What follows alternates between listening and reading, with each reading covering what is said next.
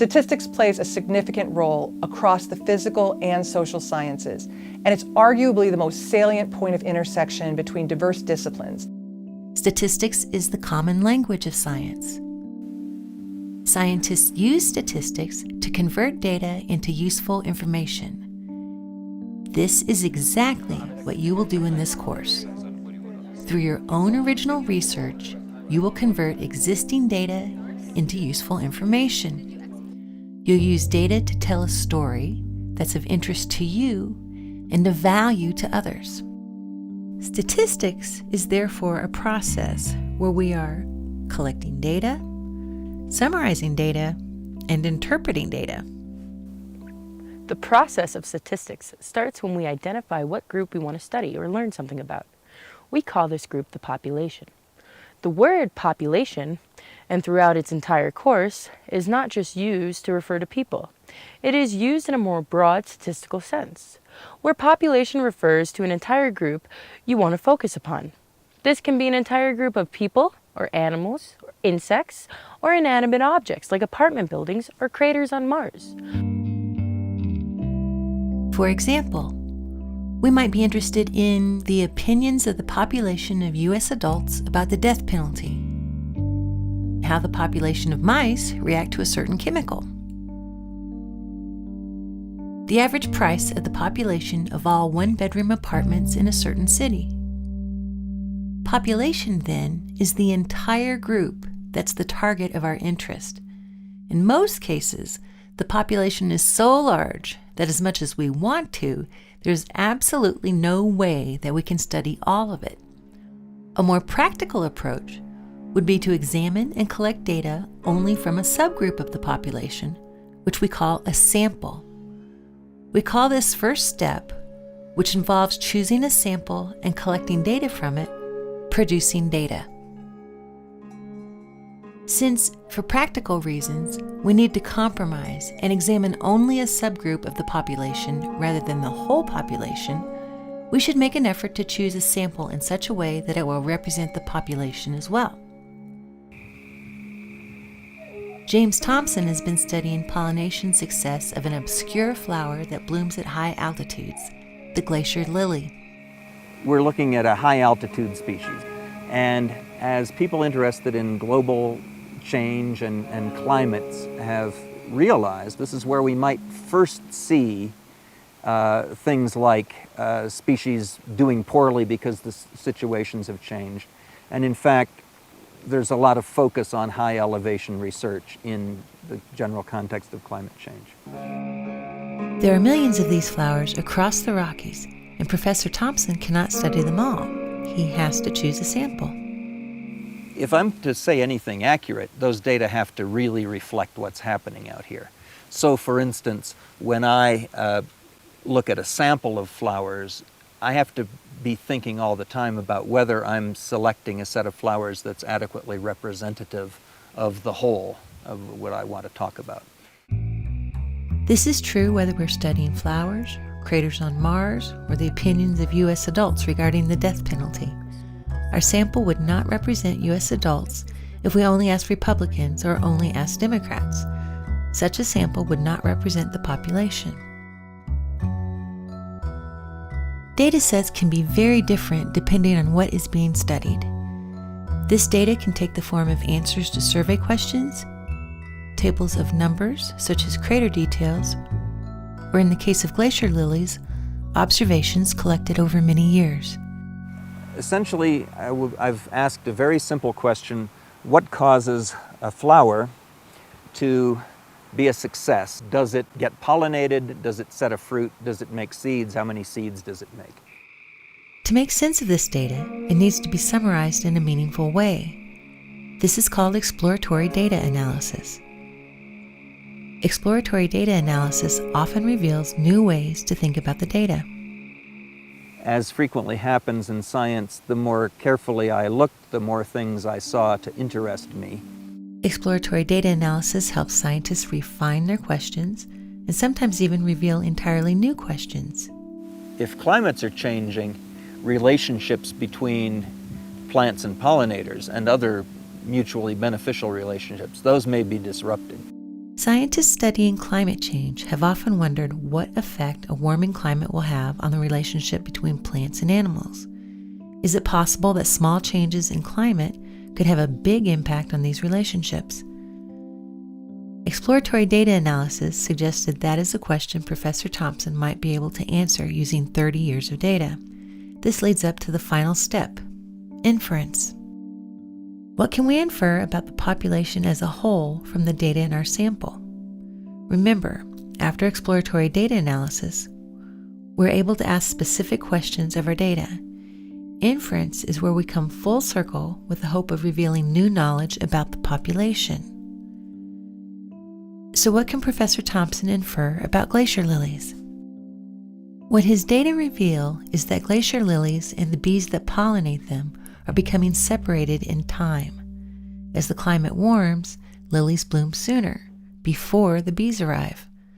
My paper on the glacier lilies, as far as I can tell, is the first demonstration of it, or the first even plausible demonstration of it. It's not an easy thing to show. It's an easy thing to say, hey, this could happen. My long-term data sets have allowed me to do is to say, yeah, and it looks like it has happened.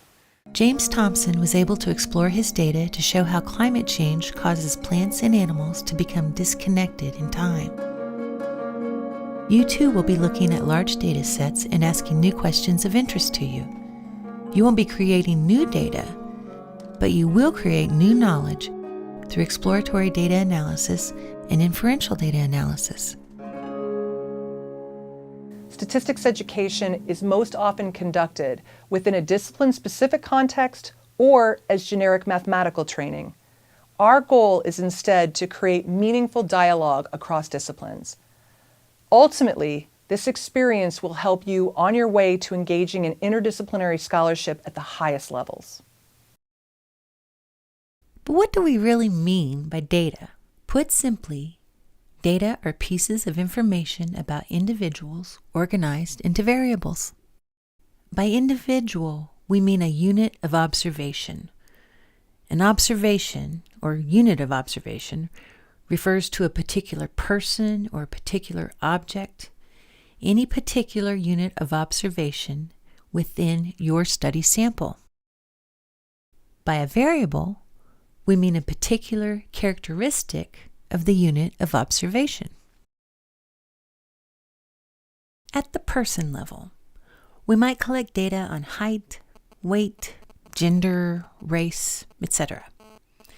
If we're collecting data on a sample of cars, we might measure variables such as color, tire size, mileage, model, number of seats, etc.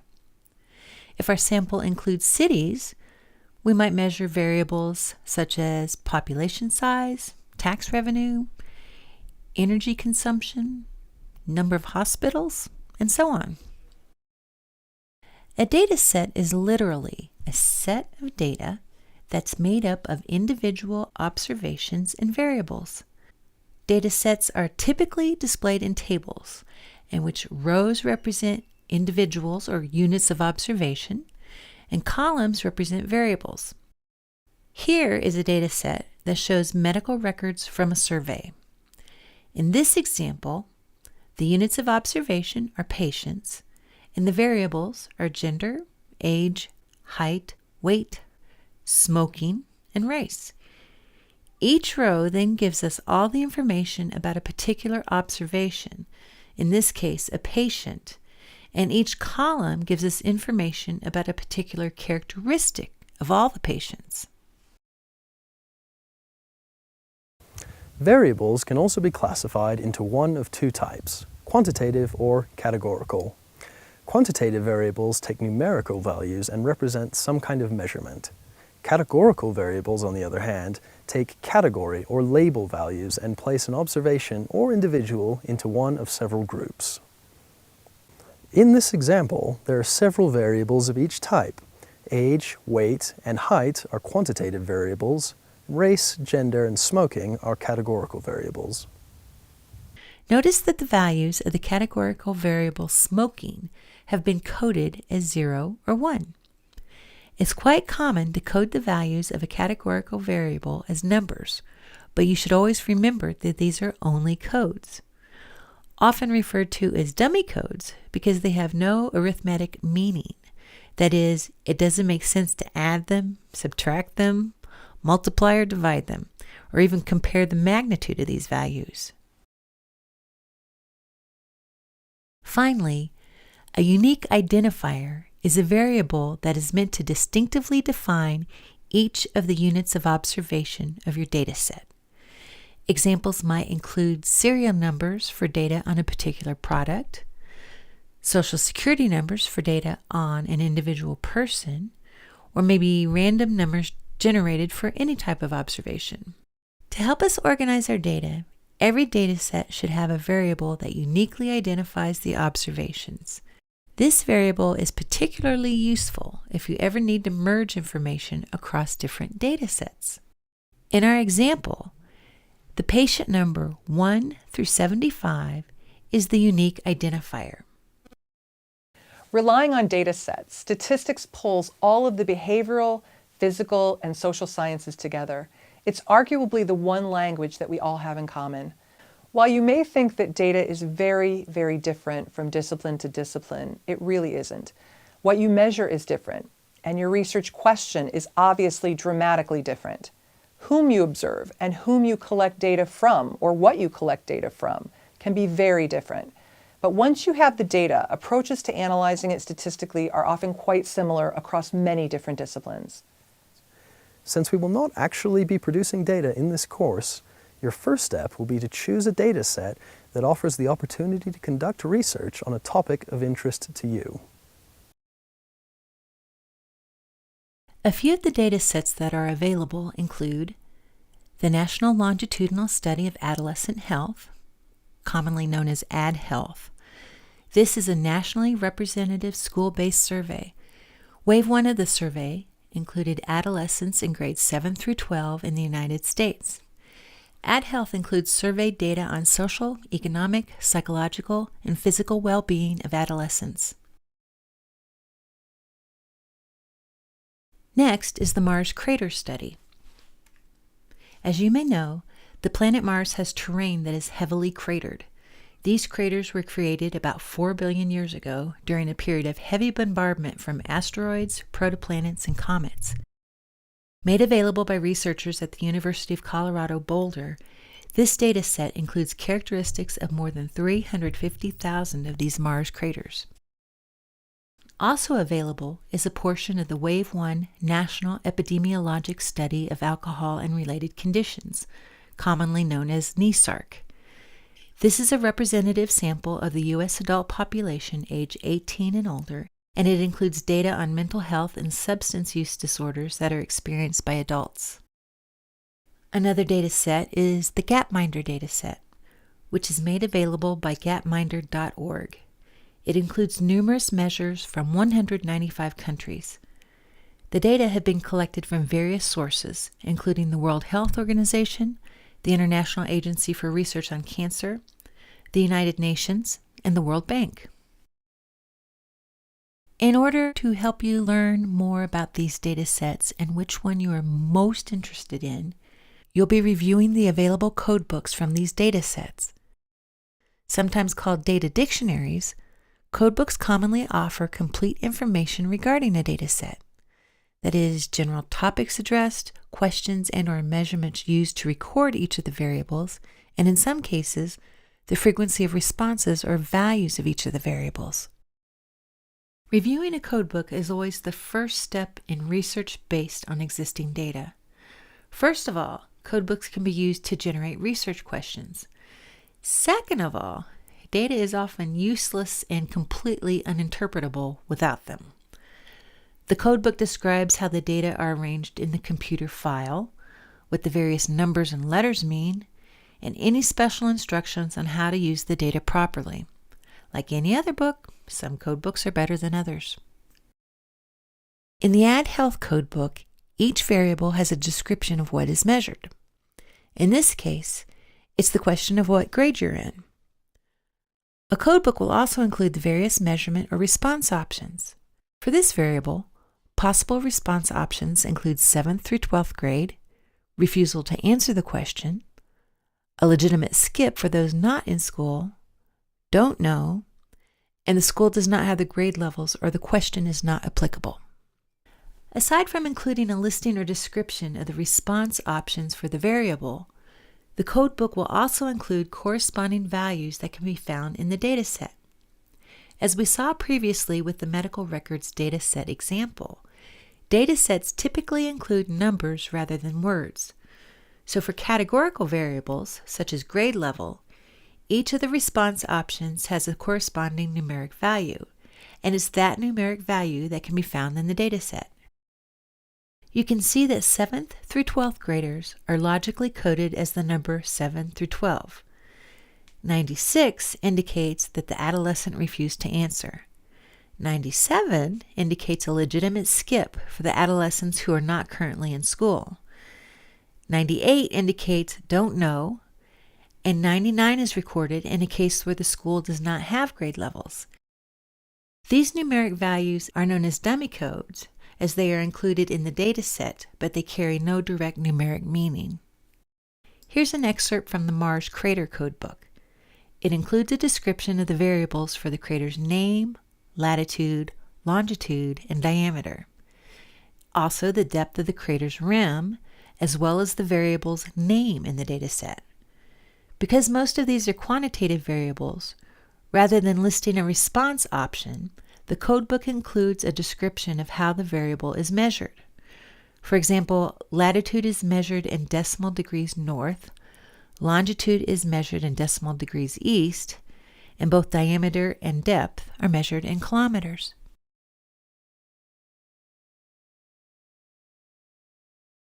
From the Gapminder dataset, we see a slightly different look to the codebook, but very similar features. You can see that the middle column describes each of the variables. The column on the left indicates the variable name used in the dataset, and finally the right-hand column lists the source of data. Again, these are quantitative variables. The codebook includes information about how each of these variables were measured. You can see that income per person is measured in US dollars, alcohol consumption is measured in liters of pure alcohol, armed forces is measured as the percent of the total labor force, and breast cancer rate is measured as new cases per 100,000 females. So I chose Ad Health. I was really interested in health and specifically for young adults or adolescents. Me being natural sciences, I was kind of drawn to the Mars crater study. I knew that I wanted to connect it to whatever I'm doing with music and Latin American research. So I use the Gapminder dataset. It's more worldly, economically excellent for comparing things across countries. My data came from Ad Health. I think it was about 39 different code books, and each of them could have up to like 30 different questions. So we had a lot of data that we could look through. But it was organized into topics, so I looked at the code book that discussed parental relationships. I looked at the code book that discussed sibling relationships. They were describing these craters with such funny descriptions that I would never have thought of. And so that kind of drew me in. I was wondering why scientists were naming these things. Each student can look at the same data set but come up with a different research question, and they can choose to analyze it in a different way. And where they take that is completely their own.